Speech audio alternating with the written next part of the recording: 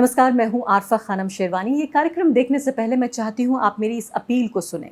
पिछले सालों में लगातार मैं और द वायर आप तक तमाम वो खबरें लाते रहे जो दरबारी सरकारी मीडिया ने दबाई वो खबरें। लेकिन आज हम जिस तरह के दबावों से दो चार हो रहे हैं, जिस तरह के ख़तरे से गुजर रहे हैं, ऐसे में हम चाहते हैं कि आप हमारी मदद करें, आर्थिक रूप से आप हमें सहयोग दें। और ये काम बहुत मुश्किल नहीं है। आप ये काम सिर्फ अगर 89 रुपये महीना भी देते हैं तो आप वायर के मेंबर बन सकते हैं, क्योंकि आपका जो हक है वो है आज़ाद पत्रकारिता। और आज़ाद पत्रकारिता हम करते रहें, द वायर करता रहे, मैं करती रहूं, इसके लिए बहुत ज़रूरी है कि आप सहयोग दें। आज ही आप मेंबर बनिए द वायर के। नमस्कार, द वायर में आपका स्वागत है। मैं हूं आरफा खानम शेरवानी। बीबीसी की डॉक्यूमेंट्री आप नहीं देख सकते,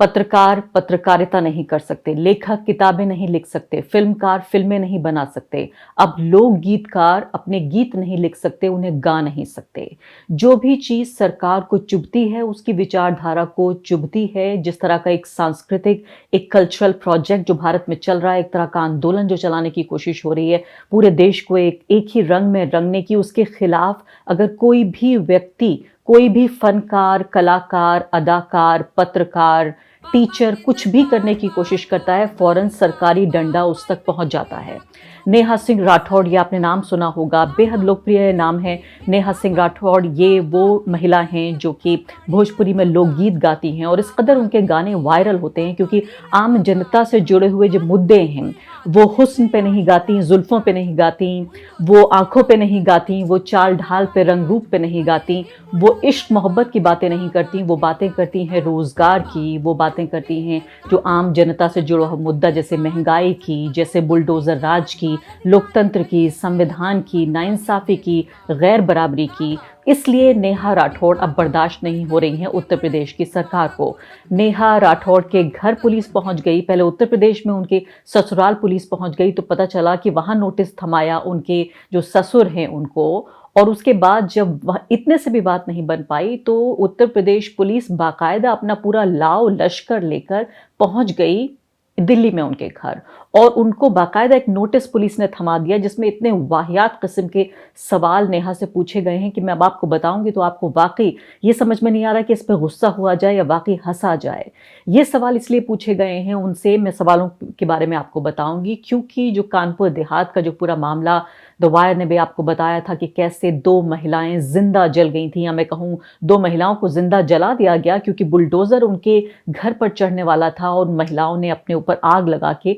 उनके पास इसके अलावा कोई ऑप्शन नहीं था कि वो मर जाएं, क्योंकि जीने नहीं दे रही है सरकार, इसलिए नागरिक मर जाना बेहतर समझ रहे हैं। उसी पर सवाल उठाया था नेहा राठौड़ ने, और अब उसका खमियाजा उन्हें भुगतना पड़ रहा है कि उनसे 7 वाहियात किस्म के सवाल पूछे हैं। पहले मैं आपको ये सवाल बताऊंगी और उसके बाद ये भी आपने ज़रूर, एक छोटी क्लिप तो आपने देखी है, हम आपको पूरा भी उनका गीत का एक बड़ा हिस्सा भी सुनवाएंगे कि आखिर नेहा ने कहा क्या, उनका कसूर क्या था, ऐसा कौन सा सवाल पूछ लिया उन्होंने कि इतनी बड़ी आफत उनके ऊपर आई। तो नेहा के ऊपर ये 7 सवालों से भरा हुआ ये नोटिस जारी किया गया है जिसमें पूछा गया है कि वीडियो में नेहा सिंह राठौड़ हैं या नहीं, अगर हाँ तो क्या वीडियो उनके जरिए अपलोड किए गए थे। फिर पूछा कि क्या वीडियो के बोल खुद नेहा ने लिखे हैं। फिर पूछा है कि अगर हाँ तो क्या वो उनका समर्थन करती हैं, अगर उन्होंने गीत नहीं लिखे तो क्या गीतकार ने आपकी अनुमति ली है, और क्या वो ये समझती हैं कि उनके लिखे गए और गाए गए गीतों से समाज के ऊपर जो प्रतिकूल, जो खराब असर पड़ रहा है, क्या वो उससे वाकिफ हैं, और जिस यूट्यूब चैनल और ट्विटर अकाउंट से वीडियो शेयर किए गए क्या वो उनके हैं या नहीं। अब ये इतने ट्रिकी सवाल हैं, आप ये सोचिए कि किसी से भी पूछे जाएंगे, कल को अगर मुझसे पूछा जाए कि क्या ये रिपोर्ट आपकी है या नहीं, क्या आपने इन लोगों से बातचीत की या नहीं, क्या ये शब्द आपके हैं या नहीं, क्या ये चैनल, यूट्यूब का जो चैनल है वायर, ये आपका है या नहीं, या मैं ट्वीट करती हूँ तो पूछेंगे इस ट्विटर से अकाउंट से आपने इसे ट्वीट किया है या नहीं, या फिर आपकी रिपोर्ट का समाज के ऊपर क्या असर पड़ रहा है इसका अंदाजा आपको है या नहीं। ये बिल्कुल उसी तरह के वाहियात सवाल हैं जो किसी भी पेशेवर इंसान से पूछे जाने। एक लोकतंत्र में जहां कानून का राज चलता है वहां सिर्फ और सिर्फ एक मजाक का पात्र हो सकता है, लेकिन नेहा जिस तरह के बैकग्राउंड से आती हैं, या मैं कहूँगी शायद वो किसी भी बैकग्राउंड से आती, उनका खुद मैं इंटरव्यूज़ देख रही थी जिसमें वो कह रही हैं कि उन्हें फिक्र हो रही है अपने परिवार को लेकर, जहाँ माँ, उनके पिता परेशान हैं, उनके ससुराल वाले लोग परेशान हैं। हालांकि मैं ये बता दूँ आपको कि बहुत बहादुर लड़की हैं वो, जो ट्रोलिंग है ट्विटर पर या उसके अलावा उनके लिए कोई नई बात नहीं है। लगातार उनको हम देखते हैं तमाम तरह के भगवाधारी बीजेपी आरएसएस की जो नीति और राजनीति से जो समर्थन करते हैं लोग लगातार उनको ट्रोल करते रहते हैं, लेकिन उस सबसे वो नहीं घबराएंगे। लेकिन आप ये सोचिए कि पुलिस कचहरी थाना आखिर कौन करना चाहता है, कौन अपने जीवन की शांति को भंग करना चाहता है। नेहा को जिस तरह से परेशान किया जा रहा है सिर्फ इतना कहने पर, और इस नोटिस को थमाया गया है उनको क्योंकि कहा जा रहा है कि समाज में तनाव और वैमनस्य फैल रहा है उनके इन मुश्किल सवालों से जो वो जनता के बिहाफ पर पूछ रहे हैं। अभी आप सुनिए ये क्लिप जो कि उन्हीं के ट्विटर अकाउंट से हम आपको दिखा रहे हैं, छोटा हिस्सा है उनके उस गीत का, ये सुनिए आप। बाबा के दरबार बार ढहत घर बार बा माई बेटी के आग में झोंकत यूपी सरकार बा काबा यूपी में काबा और बाबा के डीएम तो बड़ी रंगबाज बा बाबा के डीएम तो बड़ी रंगबाज बा कानपुर देहात में ले आइल राम राज बा बुलडोजर से रौंदत दीक्षित के घर आज बा अरे ही बुलडोजरवा पे बाबा के नाज बा काबा यूपी में काबा कलेक्टर ठुमके बाज 62 कल ओ कर्मी जाज बा अधिकारी भैले बेलगाम मनमानी के रिवाज बा काबा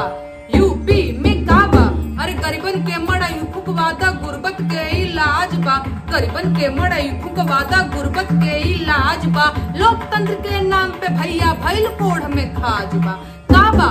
यूपी में काबा अरे आग लगी तो हिंदू जरिहे जरिहे मुसलमान बा आग लगी तो हिंदू जरिहे जरिहे मुसलमान बा ए बाबा एह जाना खाली अब्दुल के मकान बा काबा यूपी में काबा। नेहा साफ तौर पर भोजपुरी में सिर्फ इतना कह रही हैं कि क्यों माँ बेटी को आग में झोंक दिया। वो ये पूछ रही हैं कि दीक्षित परिवार पर बुलडोजर क्यों चढ़ा दिया गया, क्या ये वही बुलडोजर है जिसे बाबा यानी कि आदित्यनाथ मुख्यमंत्री उत्तर प्रदेश के उनको नाज है। फिर वो कह रही हैं कि अधिकारी अपनी मनमानी क्यों कर रहे हैं। इसके अलावा वो पूछ रही हैं कि गीत में आगे बढ़ती हैं, वो कहती हैं कि अगर आग लगेगी तो हिंदू मुसलमान दोनों जलेंगे। इसके अलावा वो कह रही है कि क्या अब तक आप ये समझ रहे थे कि सिर्फ अब्दुल का घर जलेगा या अब्दुल के घर पे बुलडोजर चढ़ेगा। वो सीधे सीधे साफ गोई से काम ले रही हैं कि जो आज की राजनीति है वो खतरनाक है सभी के लिए, और अगर लगेगी आग तो आएंगे घर कई जद में। बशीर बद्र का वो शेर आपको याद है, मैं सोच रही हूँ कि अगर बशीर बद्र ने ये शेर आज कहा होता तो उनका क्या हाल हुआ होता। इसके अलावा ये देखिए कि आप सिर्फ इतने बुनियादी सवाल पूछने पर ना उन्होंने कोई गाली गलौज की है, ना उन्होंने कोई बहुत बड़ा मुद्दा उठाया है। ये वही चीजें हैं जो मेरे जैसे पत्रकार अपनी रिपोर्ट्स के जरिए कहते रहे हैं। इसके अलावा आप जैसे लोग अपने सोशल मीडिया अकाउंट्स के जरिए इन सवालों को उठाते होंगे। वो एक गीतकार हैं, कलाकार हैं, तो उन्होंने गीत लिखकर और गीत गाकर अपनी बात कही है। और एक लोकतंत्र में इतनी इजाजत होनी चाहिए जहां पर आप व्यंग कर सकें, जहां सैटायर कर सकें, जहां पॉलिटिकल कॉमेडी हो सके, जहां ऐसा माहौल हो कि सरकार की नीतियों का हर तरीके से जिसके पास जो कला है, जो औजार है, जो हथियार है, उसकी बुनियाद पर वो व्यक्ति वो कह सके, वो कर सके, वो बन सके जो वो बनना चाहता है, जो वो कहना चाहता है। कहने वाले कह सके और सुनने वाले सुन सके। लेकिन ऐसा लगता है कि हर चीज पे जो ये पुलिस का डंडा आया है, जो ये जेल का जो खौफ पैदा करने की कोशिश हो रही है, पूरा ऐसा लगता है कि 140 करोड़ लोगों को एक बड़ी सी जेल में तब्दील करना चाहती है ये सरकार। इसीलिए नेहा जैसे लोग जो आम लोगों की नब्ज पर उनका हाथ है। सबसे बड़ी तकलीफ की बात यह है कि इस देश में लोकप्रिय होने की इजाजत नहीं है उन लोगों को जो लोग सरकार की, इस मौजूदा सरकार की नीति और राजनीति से सहमत नहीं हैं।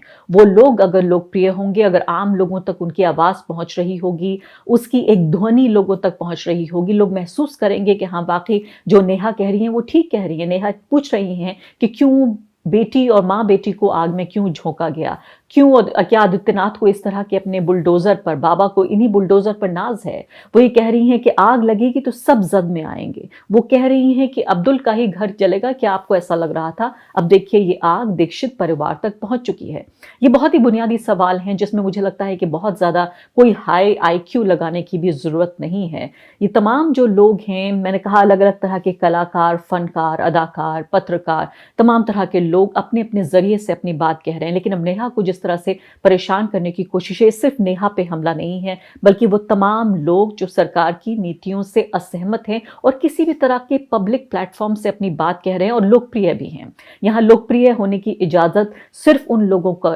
है जो नरसंहार की बातें करते हैं, वो लोग जो सरेआम भारत के मुसलमानों, भारत के ईसाई, दलितों, आदिवासियों, किसानों, मजदूरों, गरीब लोगों, इन सबको परेशान करते हैं दिन रात। सीधे सीधे नरसंहार की आवाज भरे मंच से होती है, उन लोगों का कुछ नहीं होता। उनको बाकायदा पुलिस प्रोटेक्शन दिया जाता है। जो लोग सरेआम, आपको याद होगा ये राजस्थान की ये घटना है, 2 ही दिन पुरानी घटना है, जिसमें राजस्थान में ये 2 युवक जिनको जिंदा जला दिया गया, वो लोग जो तथाकथित रूप से अपने को गौरक्षक कहते हैं और अपने को कानून, किसी कानून के तहत नहीं मानते, किसी कानून के मातहत वो काम नहीं करते, बल्कि ये कानून और जो पुलिस व्यवस्था है, जो जेल है, ये सब उनके गुलाम हैं। ये समझते हैं कि ये तमाम तरह के हथियार हैं जिन्हें वो इस्तेमाल करेंगे अपनी जो विचारधारा है उसे लोगों तक पहुंचाने की और भारत को के संविधान का दिन दहाड़े कत्ल करने के लिए। अब बजरंग मुनि को आप ये सुनिए, ये आप सुन चुके होंगे ये बयान, लेकिन एक बार फिर मैं आपको ये बयान सुनवाना चाहती हूँ और मैं समझती हूँ, ये चाहती हूँ कि सत्ता में बैठे हुए जो ठेकेदार हैं इस देश के, जो सत्ता के गलियारों को जो पूरे तरीके से नियंत्रण कर रहे हैं, वो लोग इस बयान को सुने और बताएं कि क्या समाज में इससे वैमनस्य यानी दुश्मनी और तनाव नहीं फैल रहा है। सुनिए आप बजरंग मुनि को। भारत हिंदू राष्ट्र है, लेकिन मुसलमानों के द्वारा हिंदुओं का नरसंहार करके या हिंदुओं के ऊपर आतंक फैला के हिंदू राष्ट्र में जो है चक्रव्यूह को भेदा गया है। पूर्णतया हिंदू राष्ट्र बनाने के लिए वही हिंदुओं को प्रक्रिया अपनानी पड़ेगी और मुसलमानों का नरसंहार करना पड़ेगा। जब तक मुसलमानों का नरसंहार नहीं होगा तब तक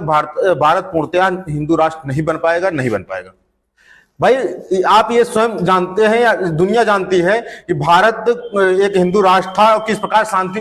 पूर्वक जी रहा था, लेकिन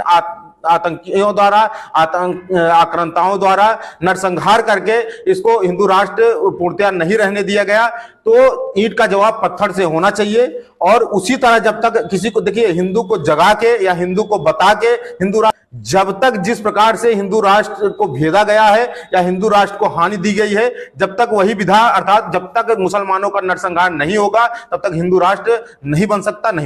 तो मोनू मानेसर जैसे लोग जिनके लिए बड़ी बड़ी महापंचायतें हो रही हैं, उस तरह के कातिल और मुजरिमों के लिए जो कि गरीब लोगों को जीने नहीं दे रहे हैं, उन्हें अपना कारोबार नहीं करने दे रहे हैं, उन्हें अपने बच्चों के लिए मेज़ पर खाना लाने की इजाज़त नहीं है, उन्हें स्कूल भेजने की इजाज़त नहीं है, उन्हें जीने की इजाज़त नहीं है, उस तरह के लोग या उसकी तमाम बरादरी के लोग, उनके लिए महापंचायतें हो रही हैं कि अगर इन पे कोई बात आई तो हम सब अपनी जान दांव पे लगा देंगे। हजारों की तादाद में लोग इन महापंचायतों में पहुंच रहे हैं। दूसरी तरफ बजरंग मुनि जैसे लोग जो कि विचारधारा के स्तर पर लोगों के मन में जहर और दिल में उनके जिस तरीके की भावना पैदा कर रहे हैं कि लगता है कि भारत में धीरे धीरे इस तरह की एक व्यवस्था बन गई है कि सिर्फ एक तरह के लोग यहाँ जी सकते हैं, एक तरह के लोग सांस ले सकते हैं, एक तरह के लोग बात कर सकते हैं, एक तरह के लोग कारोबार कर सकते हैं और एक तरह के लोग अपने को इस देश का काबिल नागरिक बता सकते हैं, जिनको वोट करने का अधिकार है, क्योंकि जो सत्ता में बैठे हुए लोग हैं उनके लिए ही एक तरह से समर्थन जुटाते हैं इस तरह के लोग। तो एक तरफ नेहा जैसे लोग हैं जो आम आदमी के आम मुद्दों से जुड़ी हुई रोजमर्रा की जो जरूरतें हैं और जो तकलीफें हैं उन्हें उठाने की कोशिश कर रहे हैं, और दूसरी तरफ मोनू मानेसर और बजरंग मुनि जैसे लोग हैं जो दिन दहाड़े भारत के संविधान को चुनौती देते हैं, भारत की कानून व्यवस्था को अपना गुलाम समझते हैं। वो कानून का राज नहीं बल्कि बुलडोजर का राज, पिस्तौल का राज, तलवारों का राज, हिंसा का राज, इस सब की बात करते हैं। उनको खुलेआम न सिर्फ कि जीने और रहने की इजाजत है बल्कि उनको सत्ता में बैठे हुए लोगों की सरपरस्ती, उनका पेट्रनेज, उनका समर्थन हासिल है।